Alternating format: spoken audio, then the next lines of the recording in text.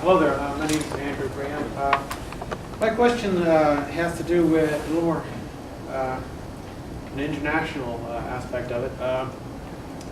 Of course, you pointed out, Mr. Gagnon, that the ratio of debt that Hydro-Quebec has is actually quite substantial in itself, much larger than New Brunswick's, and hydropower's, ND powers. And my concern, when I heard about this late last fall, was, well, yeah, I wasn't worried about Quebec separating, as some people postulated. My concern was that if it was sold to Hydro-Quebec, what would there, what stock would there be to have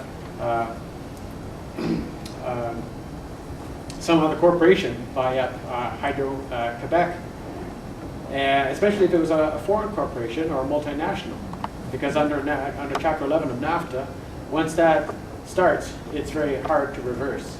And I don't know what kind of possibility that is, but as I say, once it's out of our hands, in the province, once it's gone, just like Emera has bought Nova Scotia Power, it's a foreign entity. Now, apparently, after I left a meeting a couple weeks ago up there on Germain Street, someone told me that Emera was owned by the Duguid Corporation of Texas. So maybe you could explain some of that for us. Thank you. I don't know all the corporate structures of Emera or Hydro-Quebec is owned by the government. I think your question is there was a clause in the first MOU that New Brunswick would have a right of first offer if Hydro-Quebec would be sold. But then the details of that would have been important. It was a one-liner in the MOU. So hopefully it's going to be, hopefully there's going to be some clauses for New Brunswick to back out of the deal if needed, because the deal is at perpetuity, which is God will decide when this deal finishes.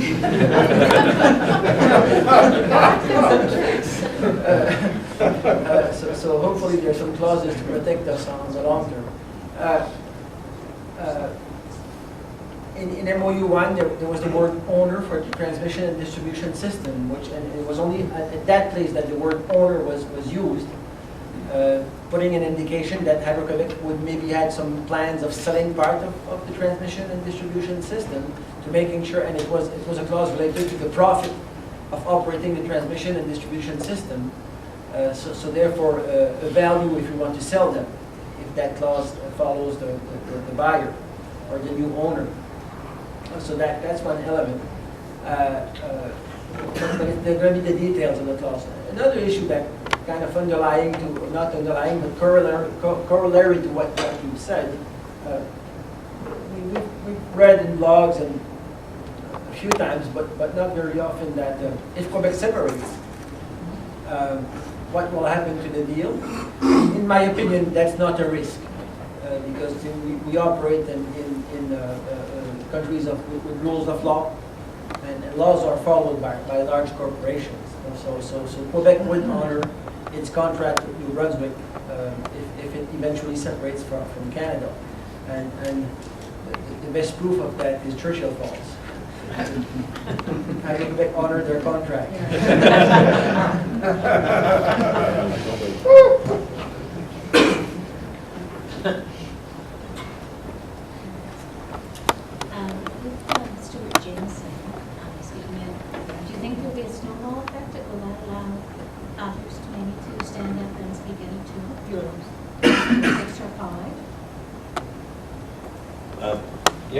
We've had a very interesting history just in the last 2 months at the Legislative Assembly.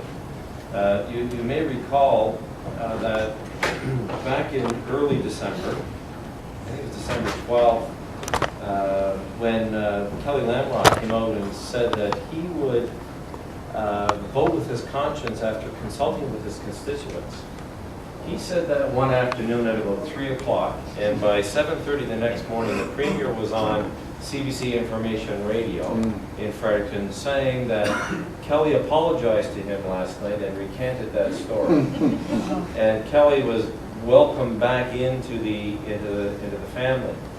And you know, all images of body language when you saw Kelly and the Premier together, particularly in question period, they were not bosom buddies. They didn't appear to be very communal with one another. When you consider that what happened 3 weeks ago, 3.5 weeks ago, when Kelly Lamrock, Rick Brewer, Stuart Jameson, TJ Burke, and Abel LeBlanc stepped up and said, we don't like the complete sale of MB Power. And that would have been about January 15th or January 13th because on January 20th, they're all back in the family on the matter of the second proposed deal.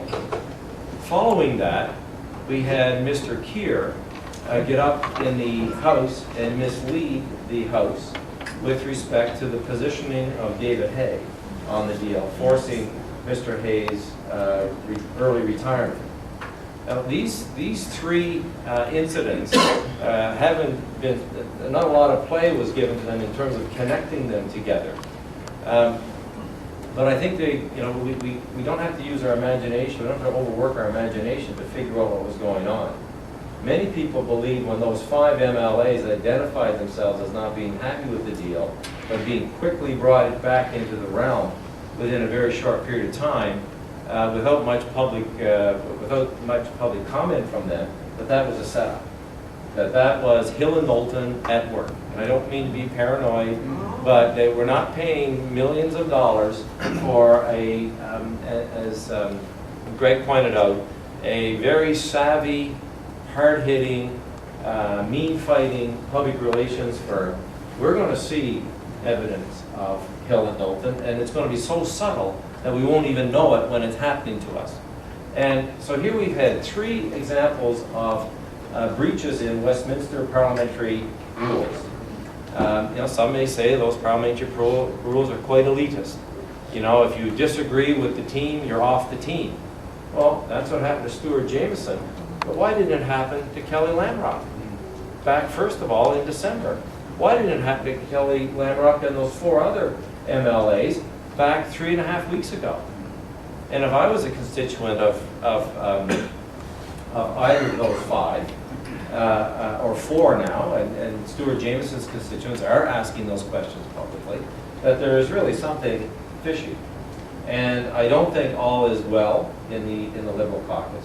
And I think that it's very important that that they played the sympathy card here. They're starting to play, as I mentioned earlier, coinciding with people putting more pressure on their MLA, particularly those 5 that already identified themselves to us as not being happy with the deal, but for something that happened in the back room. So the goal is, of course, is because this is going to be resolved on the floor of the Legislative Assembly, if the vote was taken tomorrow, this deal would go through. Mr. Graham is dedicated to the sale of this utility, or portions of it.